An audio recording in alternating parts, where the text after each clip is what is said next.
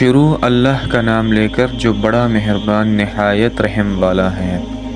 آسمان کی قسم جس میں برج ہیں، اور اس دن کی جس کا وعدہ ہے، اور حاضر ہونے والے کی اور اس کی جس کے پاس حاضر ہوتے ہیں، کہ خندقوں والے ہلاک کر دیے گئے، یعنی آگ کی خندقیں جس میں ایندھن جھونک رکھا تھا، جبکہ وہ ان کے کناروں پر بیٹھے ہوئے تھے، اور جو ظلم وہ اہل ایمان پر کر رہے تھے ان کا نظارہ کر رہے تھے، اور ان کو مومنوں کی یہی بات بری لگتی تھی کہ وہ اللہ پر ایمان لائے تھے جو غالب ہے سب خوبیوں والا، جس کی آسمانوں اور زمین میں بادشاہی ہے، اور اللہ ہر چیز سے واقف ہے۔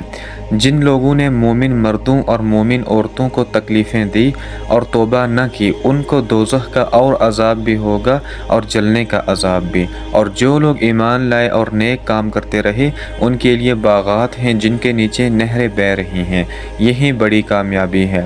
بے شک تمہارے پروردگار کی پکڑ بہت سخت ہے، وہی پہلی دفعہ پیدا کرتا ہے اور وہی دوبارہ زندہ کرے گا، اور وہ بخشنے والا ہے بہت محبت کرنے والا، عرش کا مالک بڑی شان والا، جو چاہتا ہے سو کر ڈالتا ہے۔ بھلا تم کو لشکروں کا حال معلوم ہوا، یعنی فرعون اور سمود کا؟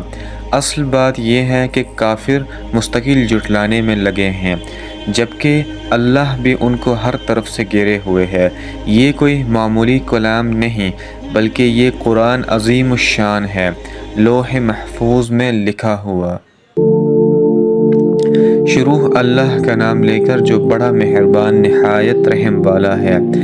آسمان کی اور رات کے وقت آنے والے کی قسم، اور تم کو کیا معلوم کہ رات کے وقت آنے والا کیا ہے؟ وہ تارا ہے چمکنے والا، کہ کوئی شخص ایسا نہیں جس پر کوئی نگہبان نہ ہو۔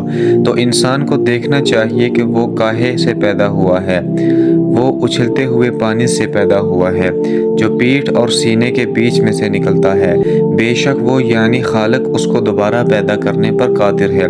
جس دن دلوں کے بید جانچے جائیں گے تو انسان کی کچھ پیش نہ چل سکے گی اور نہ کوئی اس کا مددگار ہوگا۔ آسمان کی قسم جو مے برساتا ہے، اور زمین کی قسم جو پھٹ جاتی ہے، کہ یہ فیصلہ کن کلام ہے اور یہ کوئی مذاق نہیں۔ یہ لوگ اپنی تدبیروں میں لگ رہے ہیں اور میں اپنی تدبیر کر رہا ہوں۔ تو اے نبی صلی اللہ علیہ وسلم، تم کافروں کو مہلت دو، بس چند روز کی مہلت اور دے دو۔ شروع اللہ کا نام لے کر جو بڑا مہربان نہایت رحم والا ہے۔ اے پیغمبر صلی اللہ علیہ وسلم، اپنے پروردگار عالی شان کے نام کی تسبیح کر، جس نے انسان کو بنایا پھر اس کے اعضاء کو درست کیا، اور جس نے اس کا اندازہ ٹھہرایا پھر اس کو رستہ بتایا، اور جس نے چارہ اگایا پھر اس کو سیاہ رنگ کا کوڑا کر دیا۔ اے نبی صلی اللہ علیہ وسلم، ہم تمہیں پڑھا دیں گے پھر تم فراموش نہ کرو گے، مگر جو اللہ چاہے وہ کھلی بات کو بھی جانتا ہے اور چھپی کو بھی، اور ہم تم کو آسان طریقے کی توفیق دیں گے۔ سو جہاں تک نصیحت کے نافع ہونے کی امید ہو نصیحت کرتے رہو۔ جو خوف رکھتا ہے وہ تو نصیحت حاصل کرے گا، اور بے خوف بدبخت اس سے کترائے گا جو بڑی تیز آگ میں داخل ہوگا، پھر وہاں نہ مرے گا نہ جیے گا۔ بے شک وہ مراد کو پہنچ گیا جو پاک ہوا اور اپنے پروردگار کا نام لیتا رہا اور نماز پڑھتا رہا۔ بات یہ ہے کہ تم لوگ تو دنیا کی زندگی کو ترجیح دیتے ہو، حالانکہ آخرت بہت بہتر اور ہمیشہ باقی رہنے والی ہے۔ یہی بات پہلے صحیفوں میں بھی درج ہے، یعنی ابراہیم اور موسیٰ کے صحیفوں میں۔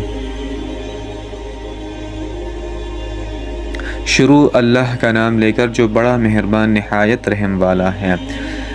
بھلا تم کو ڈانپ لینے والی یعنی قیامت کا حال معلوم ہوا ہے؟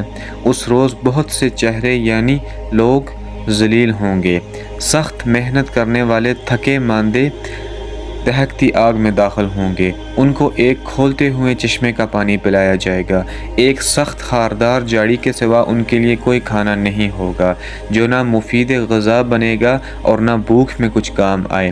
بہت سے چہرے یعنی لوگ اس روز شادماں بھی ہوں گے، اپنی محنت کے بدلے پر خوش۔